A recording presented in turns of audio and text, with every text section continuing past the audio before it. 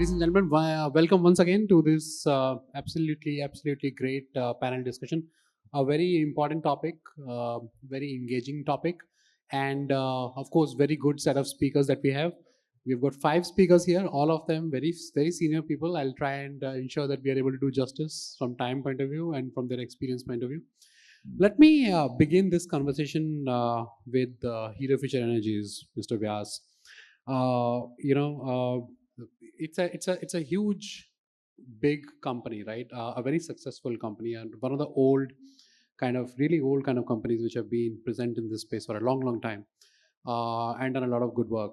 I want to understand when you, uh, I mean, one of the things about utility scale solar is that there's a very strong view that it has come of age, right? In the sense that uh, for example, in the morning session, we had Miss Manikurana. She was from World Bank. She was saying that, and we were talking about the focus of the bank, and she was saying that in the traditional utility solar space, we are going to have less and less focus there, right?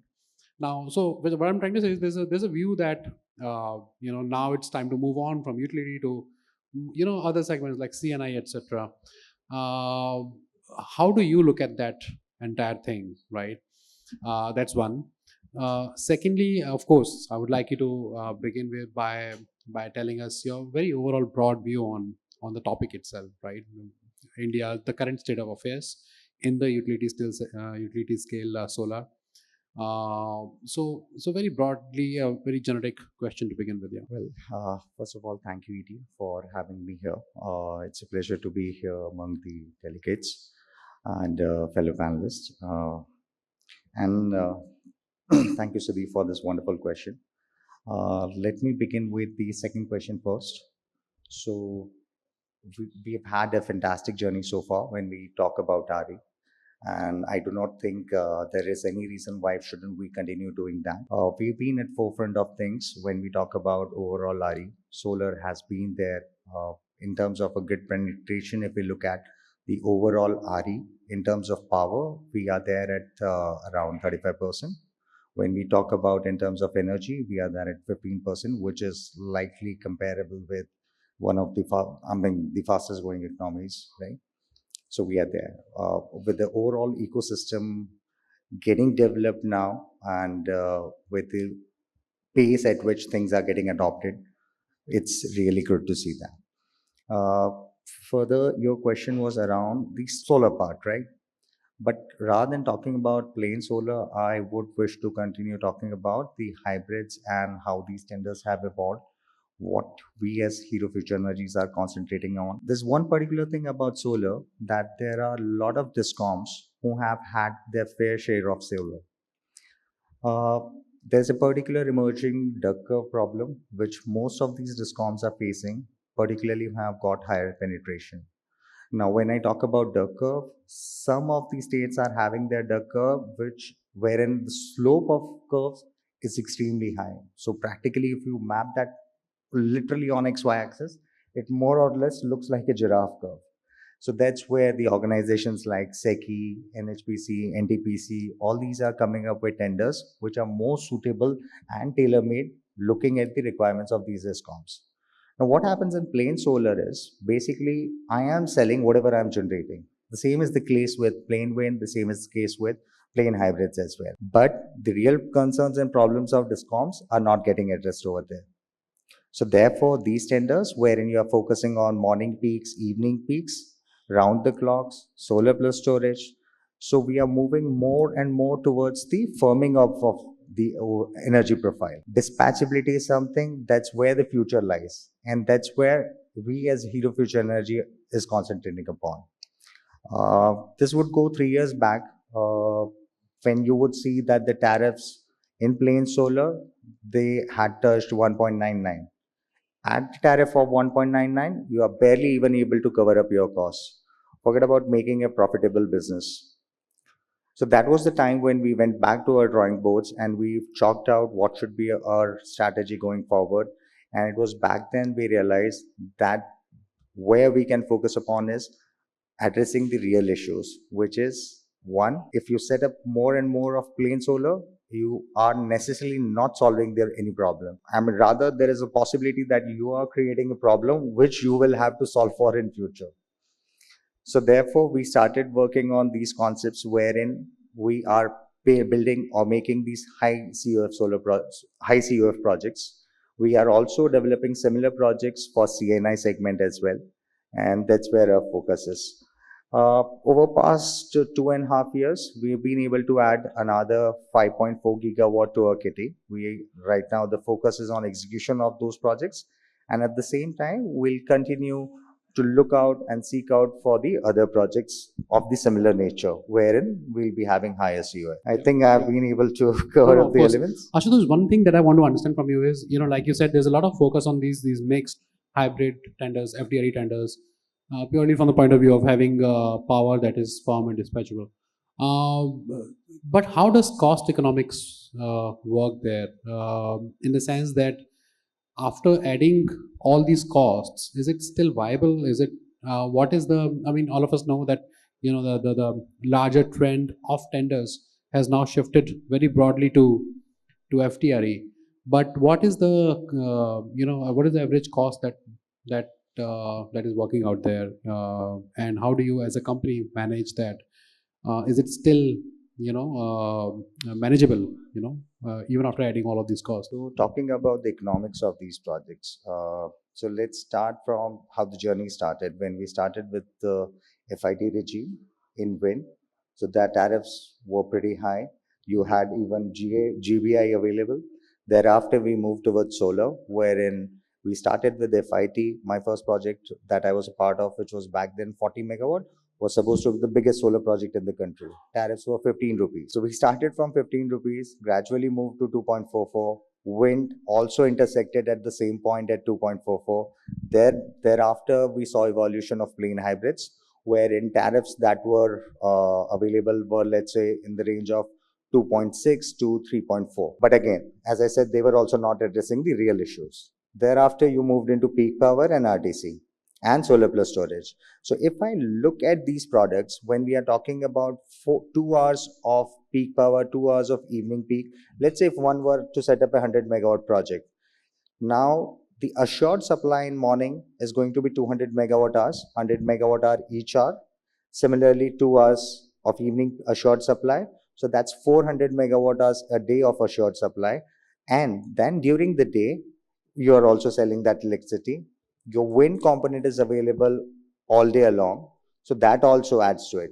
So if you were to plot a curve on X and Y axis, so that particular project will give you an overlap of solar plus an overlap of wind profile, which is practically available 24 hours a day. And then you are adding storage to it. It is, I mean, it's basic science. Batteries or any other form of ESS, it's a non-generating element. So an electron that goes into BESS and when it comes out, it becomes around 4 rupees costlier. But essentially, that is what is required. So we've secured capacities under peak power. We have secured capacities under RTC tenders. So I mean, in load following tenders as well. The tariff that was discovered in case of one of the load following tenders was 4.98. It is 4.98, which was a very difficult profile because they had given, I mean, the tender inviting agency had given a profile to be followed for 12 months. There was separate profile for each month. Now how do you do that? You do it by, there's a certain combination of solar, wind and storage. That's how you will derive, you'll try and solve this 3 variable equation. So there's a particular profile which needs to be followed on month basis. Non-compliance would lead to penalties to developer at the tune of 1.5x times the PPA tariff. So naturally, there would be a cost element which will increase. Practically for 100 megawatt of the project capacity or the connectivity, you will have to set up roughly more than double the quantum of overall installed base. So 100 will lead to more than 200 megawatt of installation. Now it can be a combination of solar and wind, and then you will have to add batteries to manage the uncertainty and to manage the variability. Okay. But the biggest challenge that lies here is regarding the wind component. Now, HFE has is one of the few companies which has got a decade of experience of operating wind. So solar is pretty much simpler as compared to wind. The nuances that are there in wind are much more complex. The uncertainties that are there in wind, the overall seasonality that's there in wind, that is something which adds to the complexities. Yeah, thank you. And also one more thing, when these tariffs are being evaluated, they should not be compared with the APPCs of these discoms, because these discoms, I mean, these tenders or these electrons which come out of these particular projects are the ones who are going to address your real peak power issues. Now, what would be your alternative? If these projects were not there, then you will have to compare the tariffs with your best marginal cost of alternative, which is again your thermal. So therefore, it makes a lot of sense, and that's what I mean. That's the trend which we are seeing now. More and more discoms are looking at these kind of tenders. Very interesting topic, Ashutosh, and typically we would want to discuss this again and again and more. But let me turn to Vikas, the international president of GameChange Solar. He's also in the panel. Because two things, first is what is your overall view on the pace of development that India has had so far, of course, in the utility scale solar. I'm asking, and secondly, of course, what do you think about this particular aspect of solar plus wind plus storage hybrid tenders, and how costs are rising there, but still it's working out economical, right? In the long run, on a comparison basis, if you look at it, it still works out fine. How do you look at this? I'm asking you because you are somebody who has seen and worked across multiple markets, right? So how does it happen outside? If you can throw some light on that too. Thank you. First of all, we should all pat ourselves on the back, and I'll tell you why we should all pat ourselves on our backs. I've been looking at this entire sector for the last 10 years, and my experience, I have experience of working not only in India but at least another 15 markets across the globe, including the US. The way and the scale at which the Indian market has developed is absolutely unprecedented, and I'll tell you why. About 3 years back, when we started coming out with new tenders around FDRE, solar plus storage, it was a very novel thing for a country of India's scale to do that. If you compare and contrast India with, let's say, US, in the US you only have a solar, plain vanilla solar power plants, or at best they pair these solar power plants with 2 or 3 hours of storage. That's it. There is no concept of pairing wind and solar together so that you can utilize your transmission infrastructure. There is no such concept. If you compare our policies with, for example, Middle East may be low cost in terms of electricity because of their lower financial cost, but the sophistication of this market is, I would say, as compared to anybody else in the world, we are absolutely right there. So that's why we should all pat ourselves on our backs, especially all the agencies like SECI who are designing these tenders in a way that they are able to achieve scale and growth. So that's one point on how we have progressed. Obviously, 100 gigawatt scale, which we achieved for solar last year, and the fact that we want to go to 500 gigawatts by 2030, these are targets which I think are achievable. There are obviously constraints. I do not want to go too much of detail around grid constraints, around land. Those are the issues which are addressable, and they are being addressed. But the ambition of 500 gigawatt is a ambition which I feel is achievable. And with all the people here gathered who are gathered in this room, all the developers, and with the technology providers like GameChange, we think this is possible a goal to achieve. Let me go to the second part of your question in terms of technology. And technology, I think that's a big differentiator when it comes to any IPP. Today, there are hundreds of IPPs in India, but there are very few IPPs who are able to understand technology deeply.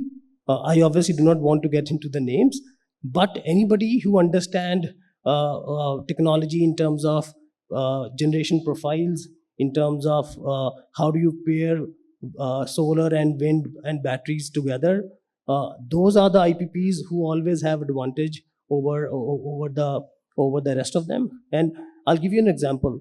Right now, for our own product, we are one of the largest providers of solar trackers. And if you look at the generation curve, when you use solar trackers in your solar farms, you are able to generate more energy in the morning and more energy in the evening, and your peak is also flat, which means your cost of battery, you will be able to right size the battery, and your overall LCV should go down. So these are the kind of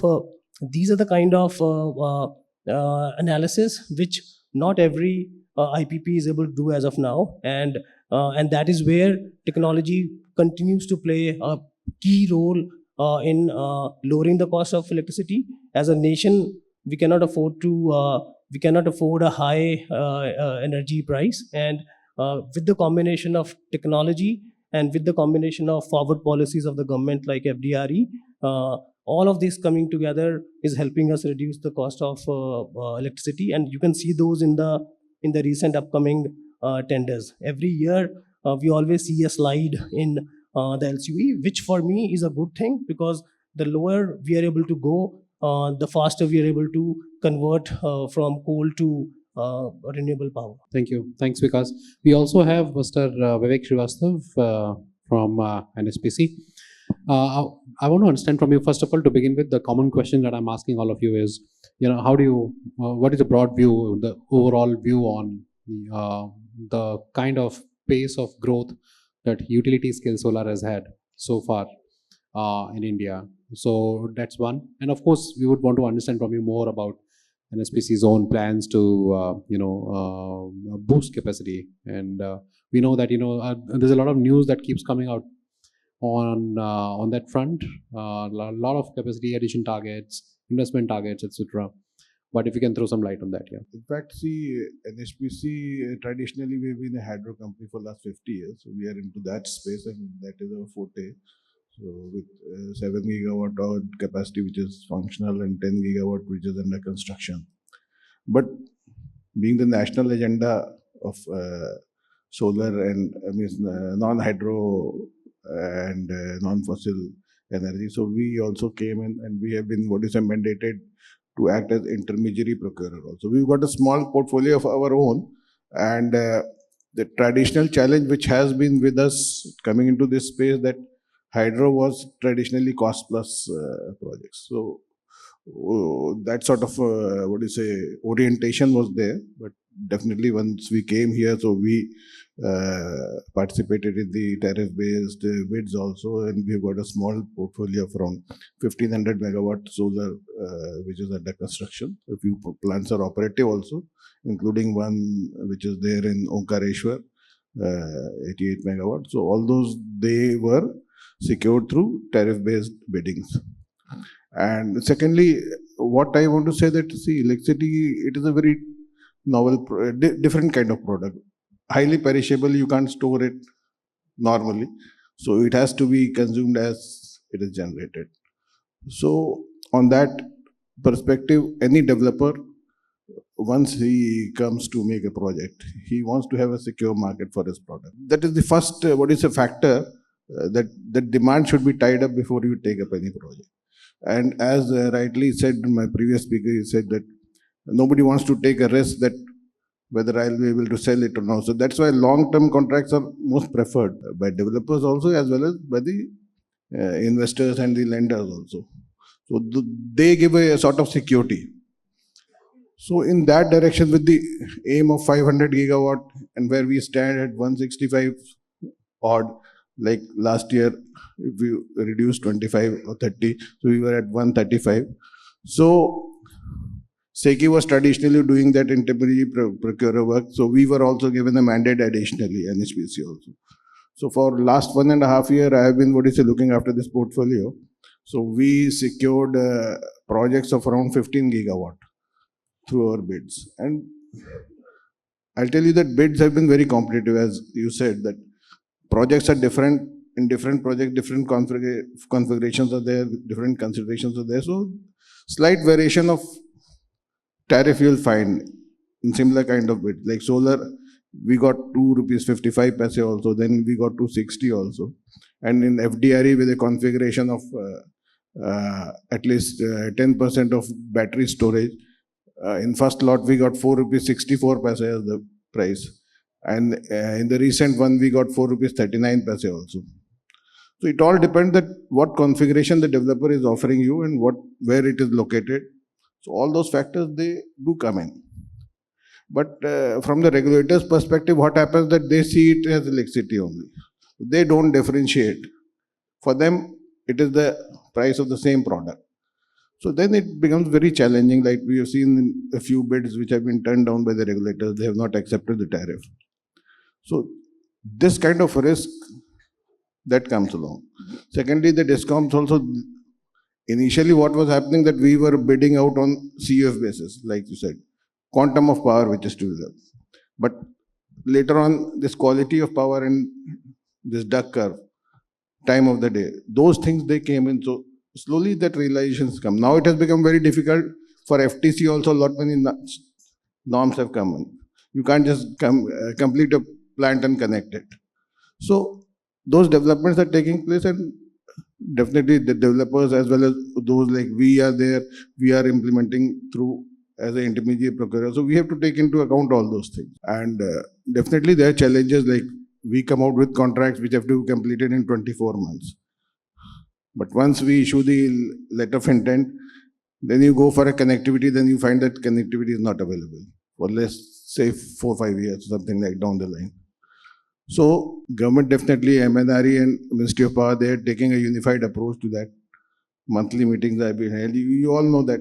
So lot of thrust is there from the government side to take this, capacity building forward, because it is a national agenda. We have to anyway achieve it. So in that, I think a lot of work has been done. One part is land acquisition, where we feel that some kind of bottlenecks are there. A few projects means we tied up projects in 2020, one project of huge capacity, 600 megawatt, it couldn't be started because of land acquisition issues. In fact, being a national agenda, all other agencies like states also, they have to take that onus that it is their task also. And in that direction, I think MNRE has recently started a system of regional workshops. The first one was held in Mumbai. So all those western states, top brasses were there. They have come along, and because unsecured, lot many orders are there in which PSAs have not been signed. So those efforts, those are being made. Definitely the issues which the states and discoms they face in taking up the IRE power, those have to be addressed. Yeah, thank you. So that is one part. And secondly, this land part, I think something like there's a special act of energy, because see, if we have to do almost 300 gigawatt in 5 years, next 5 years, so land issue, it has to be tackled in a mission mode. So if some kind of special act can come that under which the land can be acquired for these projects, I think that will be very helpful. Thank you. No, I could not agree more with that statement, because there's a lot of development on that side that is happening.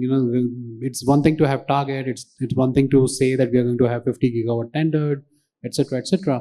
But then, as long as a lot will depend on how best we are able to manage issues like the PSA PPA gap that is there. It has to narrow, or land, for example, transmission connectivity, etc., etc. Of course, a lot will depend also on what happens in the rooftop solar side for that national target to materialize. But thank you.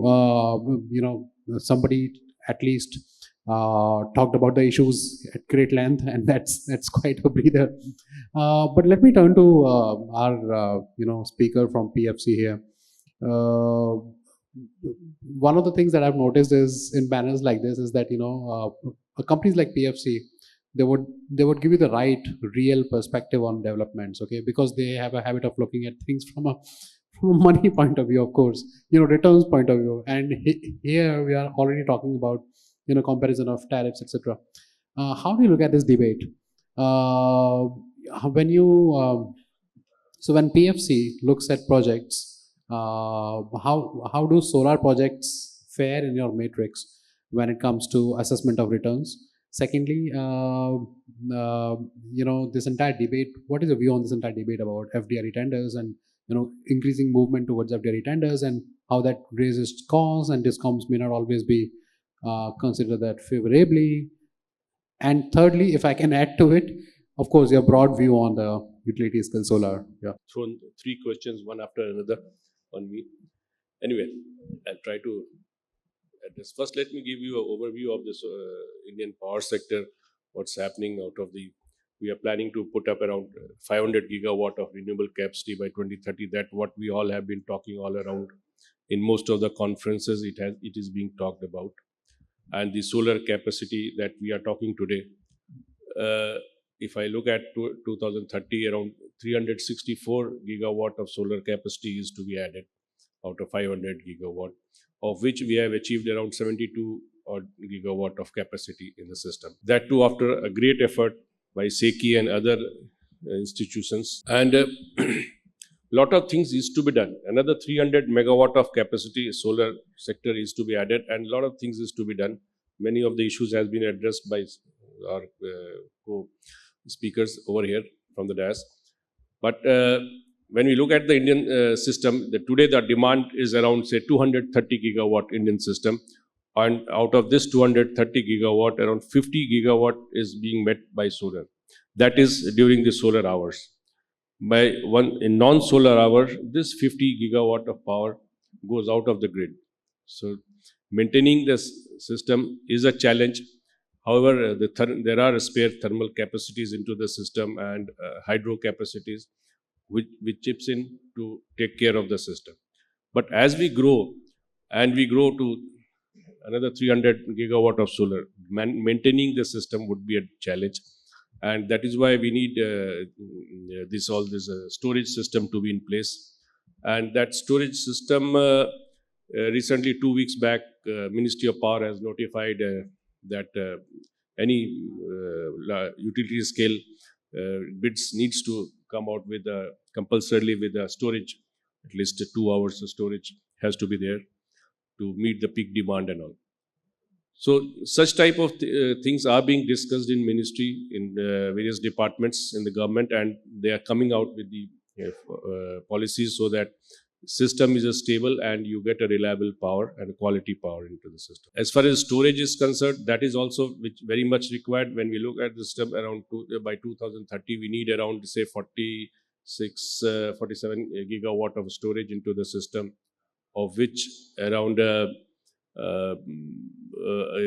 pump storage will be having the major chunk of it, maybe around 35-36 gigawatt, and balance around 10-11 gigawatt in BESS. And in battery storage, out of 10 gigawatt, what we could achieve till now is just 0.11 gigawatt. So there is many things to be done in the storage area also. As a PFC, we look at it that there is a huge investment there into the system.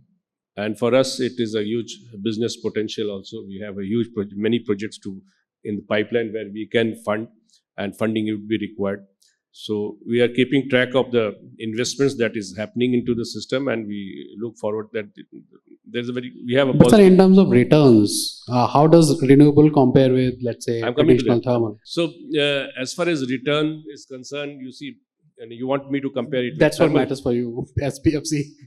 Thermal. So as far as return is concerned, in the renewable sector, particularly in solar, there is very, very stable return. We have an 8 to 9% of return IRR, which this sector is something which is very stable and a matured sector. But we look at it that, and not only PFC, entire world looks at it a very stable and matured sector. That is why you have all the investments happening from abroad into the renewable sector only.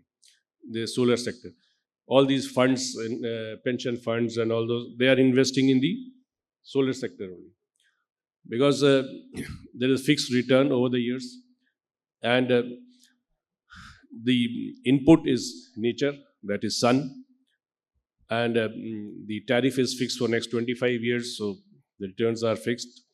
and very minimal operational cost. Whereas look at a thermal project, you do have a upfront. It looks as a return of around 12 to 13% of return IRR, but at the same time, there are various risks involved. It depends upon the fuel, coal, and the market condition. There is high O&M costs. Maintenance cost of thermal power plants are high, and the cost of generation also depends upon the coal cost. You look at for example, I can give you in the recent past, there were around 18,000, 19,000 megawatt of thermal capacity based on imported coal based. And the imported coal prices started going up, and it from $60, $70 a ton, it went up to $140 a ton. The cost of generation went up to 10 rupees. And all these imported coal-based power plants were forced to shut down because there was no buyer to those powers because it was a high-cost power, and they became unviable. But then government came in. We looked into it and tried to make it operational, and at least for the peak hours and all, and ensured that the power is taken off from those power plants. And now again the coal price has come down to around $70 a ton. So the market keeps varying, which affects the generation, which it does not happens in solar projects. So that is the reliability that one has, that it can, if it start operating, it will operate continuously and will not have any operational issues. The challenges that I look at it is that there are other factors like the grid connectivity. And see, if I want to put up a solar megawatt, what I look at it, I need to have a connectivity. I need to have a transmission system to evacuate and a land to place the project. A developer looks at it and sees that there's difficulty. See, by now people were looking at lands which were cheaply available in remote locations in Rajasthan or in Gujarat. But when we move ahead to add another 300 gigawatt, you'll have to look at lands which are costlier now. It won't be that cheaper. So you can't look for a 3 rupees tariff project.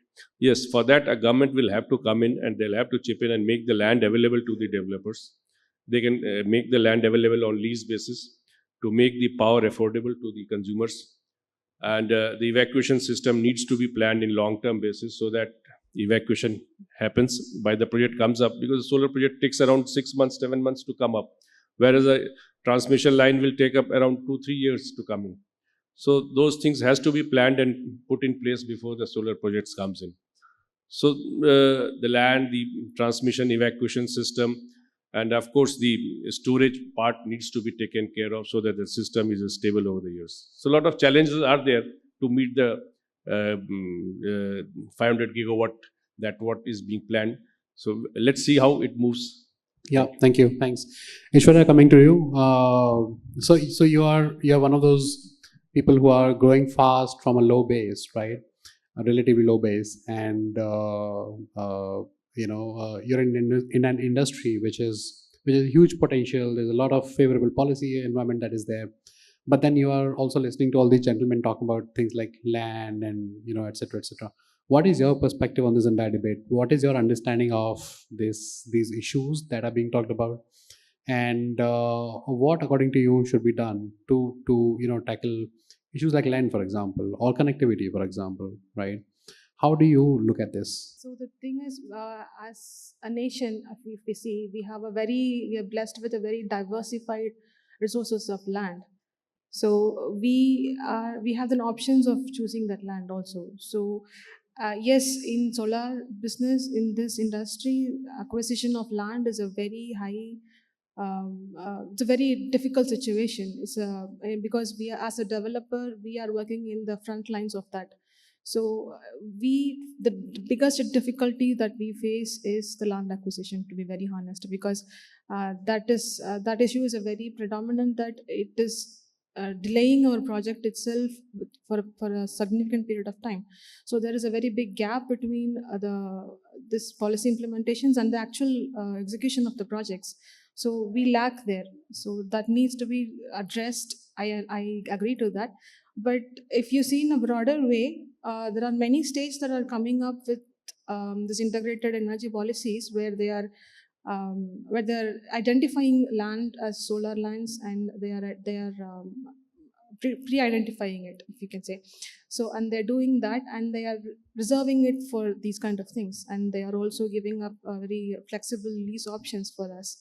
So that are being implemented in a very few states. So where, unfortunately, where we work, it is not being implemented. So if that could be made nationwide, or if it could be addressed, because this is a very serious issue that we are facing.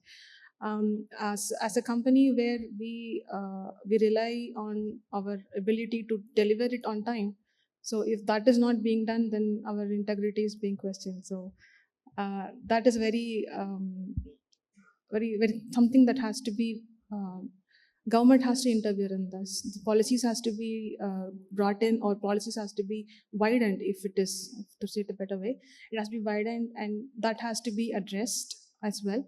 And infrastructure wise, also we are facing a bit trouble, but we as a nation are very capable of dealing with that. I will not say that we lack anywhere, because if people would have known, there is this very ambitious project that is going on, that is connecting between Odisha and Andaman. So they are doing it as a undersea link.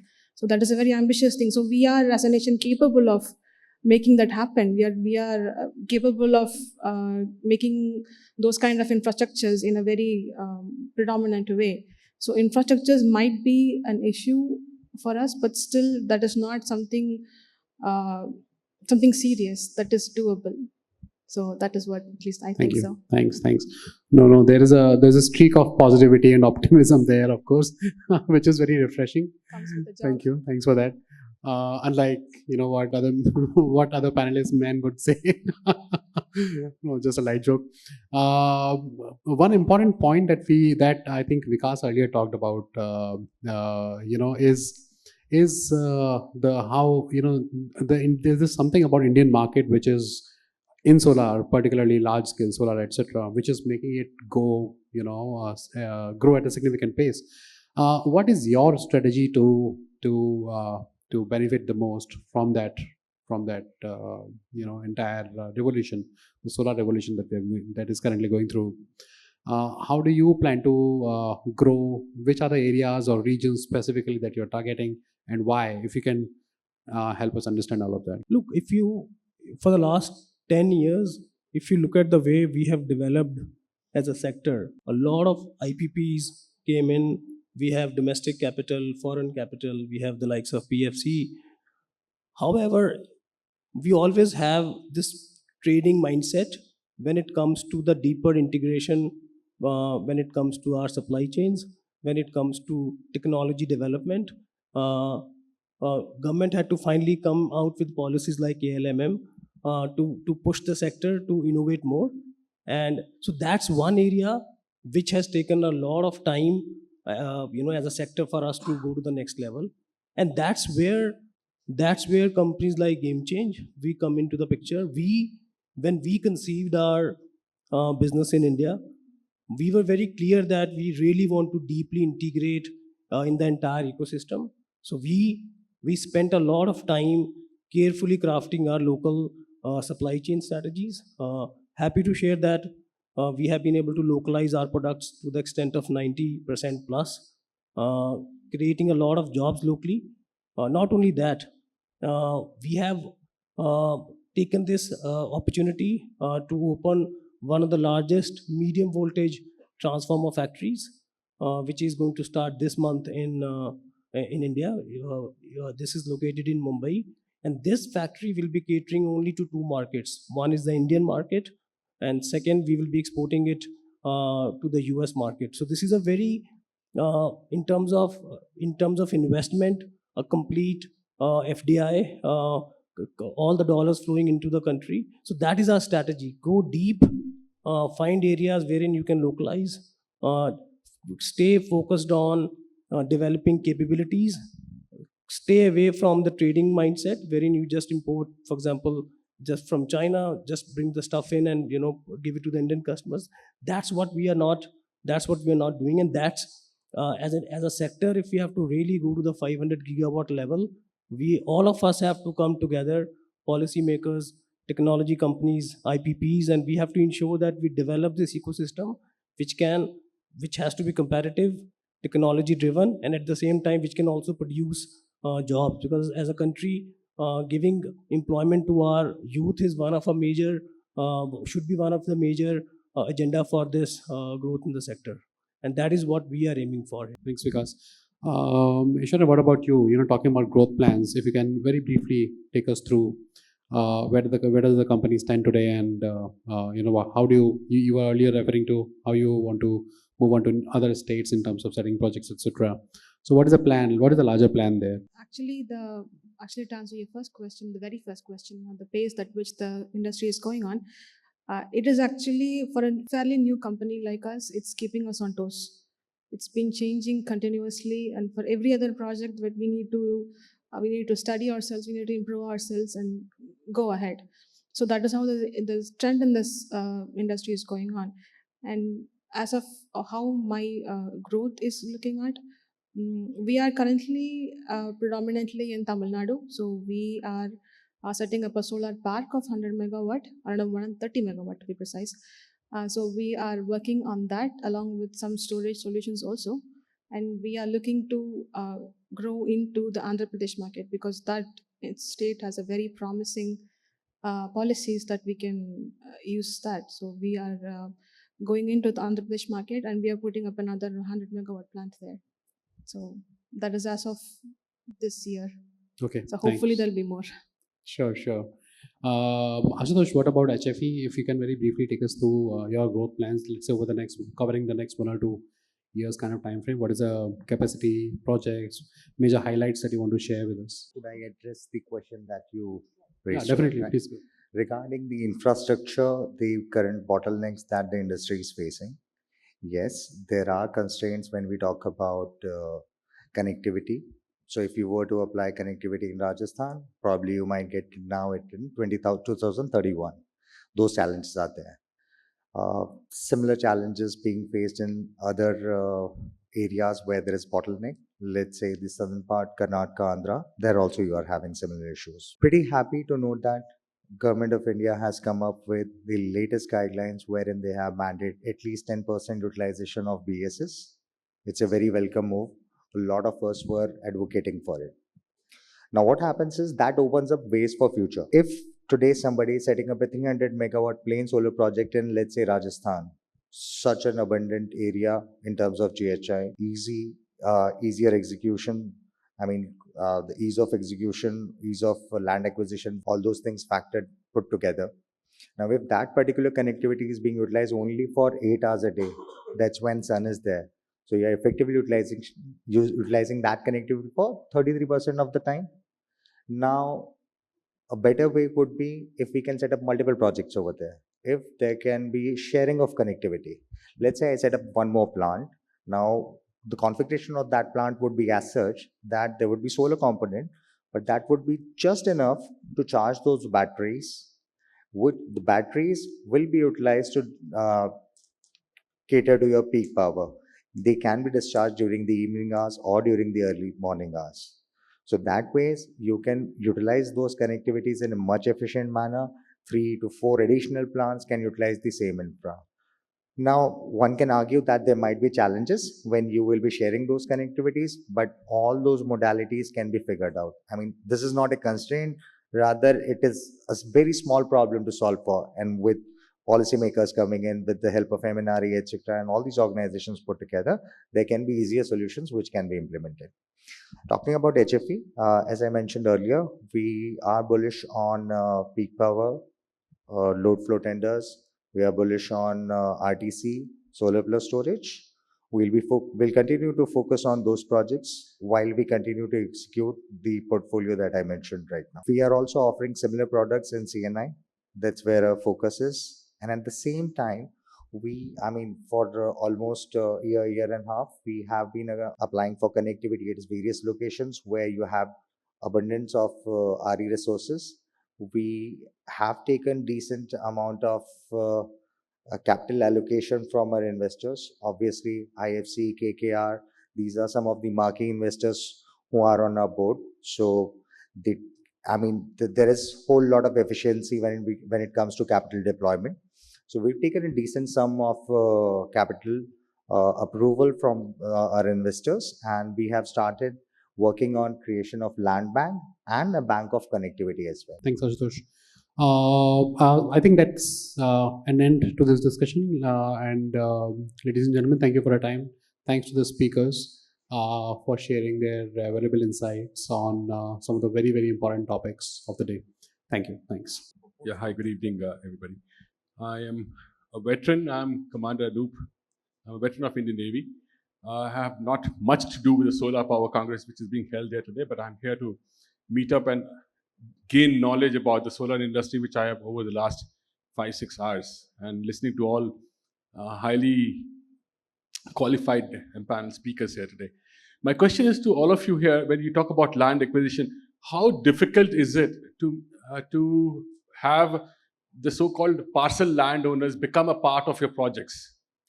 Instead of acquiring and buying the land out on an outline buying process, how difficult is it to make those land parcel owners become a part of your project, and instead of becoming just land sellers to you guys? How difficult is it?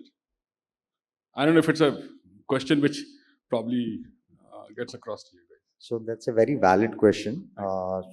So I'd say buying versus leasing of land. Yes, leasing of land makes a lot of sense. Therefore, you will find the lease model being more prevalent as compared to the buy model for land.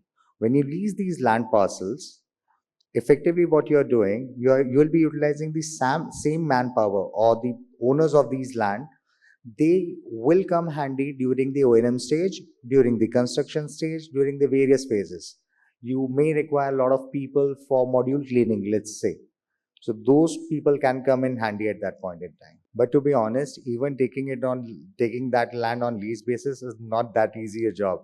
So most of the time, even at the last leg of commissioning of plant, you still continue to acquire land, the last leg, I mean, let's say 5-10 acres. And at times what happens is, sir would be very well aware, when mortgage creation, charge creation, etc. would be happening, there will be still a chunk of land which would be left post-commissioning to be acquired. Can't they be made inclusive of the entire projects, I would say? Without making them inclusive, you'll not be able to set up your project at all. So everyone does it. It is happening by default. Yeah, hi, my name is Ibrahim. I represent Soul Planet Inverters. When it comes to utility scale, I would like to ask a question like technological part.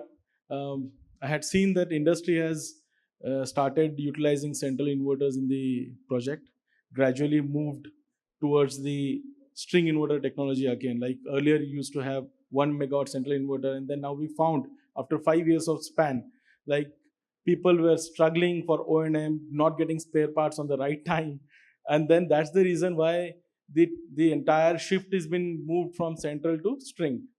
And now again, I'm looking at the shift from string to center. I don't know where the sentiments are going, because sometimes it's very important for a technology provider that we are thinking to prepare ourselves for next 10 years, that we would like to give service support and everything for developers, and now these kind of things comes up, and then it creates a lot of havoc for us.